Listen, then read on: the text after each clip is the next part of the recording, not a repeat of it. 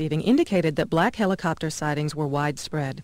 In August of 1993, a team of them flying low buzzed downtown Atlanta, but they weren't identified.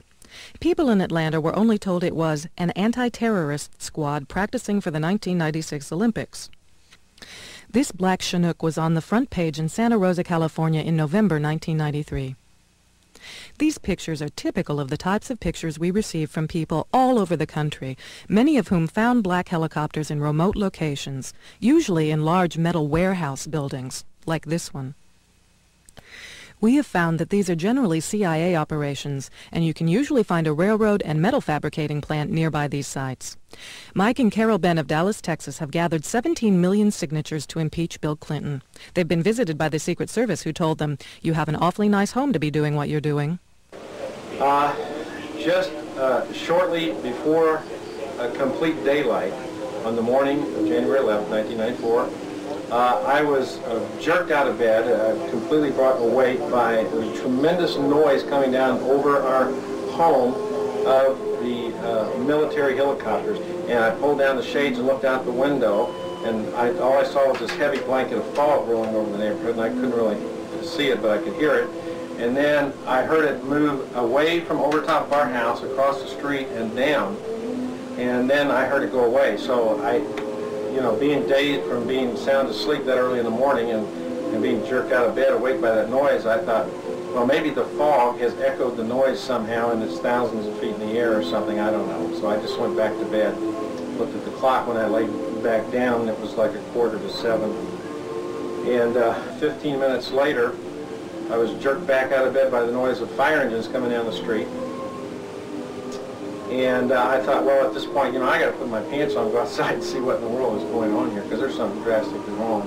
The time I got outside, it was completely daylight. About 89% of the fog had lifted. They were running hoses over the house and into the house, and the people were running out. The child that was in the house was running out. Found out later that the mother had already left and was coming back to pick up this child a little bit later.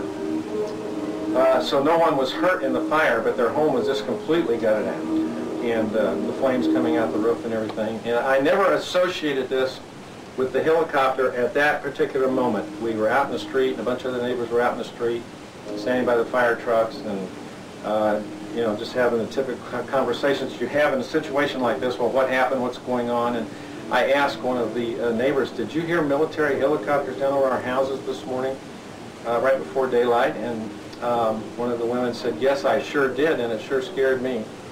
And I thought, well, gee, that's incredible. So it's not something I was just imagining.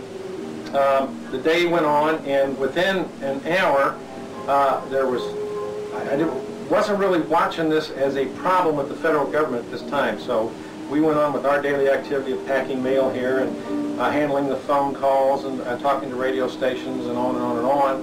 We noticed that six or eight white plain cars, like medium-sized Chevrolets, drove up in the neighborhood. Men are getting out in suits with cellular phones to their ears. So we went on with the day's activity. At 6:30 that night, I was up at 7-Eleven on Tuesday evening now, on the 11th.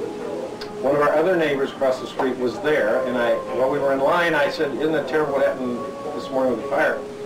And he says, "Yeah," and he says, "When I got home from work at 4:30, he says, I went down there and the fire marshal didn't know what had caused the fire, but he says one of the guys, the insurance people, now we're talking about these people in the gray suits with the cellular phones, walked up to him and the clipboards and said that the fire started by lightning."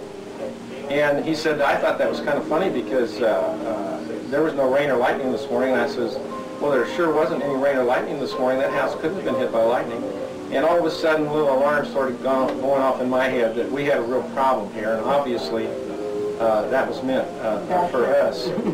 And so we're totally alarmed by this time. We know that there is a real problem. We know that military helicopter, from looking at the roof now, because they got the fire out right away in one end of the house. One end of the house, you can tell from the pictures that you've already seen earlier in this tape, the roof was totally burnt off, but at the other end of the house, on the bedroom end of the house, you can see that the round holes were, something obviously entered that house, just started on fire. And there's just no question about it. We've seen the beginning of this video.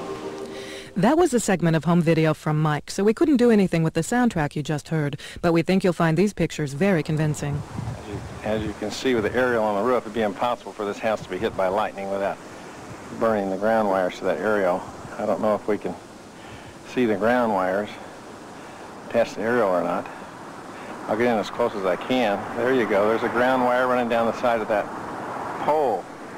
And that would definitely be burned in half if the house were hit by enough lightning to start it on fire as bad as this, with holes in the roof and everything. And we can see that that's not so. And of course the way it's burnt out right here in this area is the kitchen area of the house, and then back here to the left is the garage area of the home. And right in that area to the right of the garage door there, back into the garage, is the utility room, and that's why they have changed it from the house was hit by lightning, because they forgot to take the aerial down, that they're saying that the fire was started by the hot water heater. This is the room where the water heater was located. There is no damage whatsoever to any of the walls or the inside studs. There's no scorching of any of the floors or walls. Even the roof has no damage from the water heater.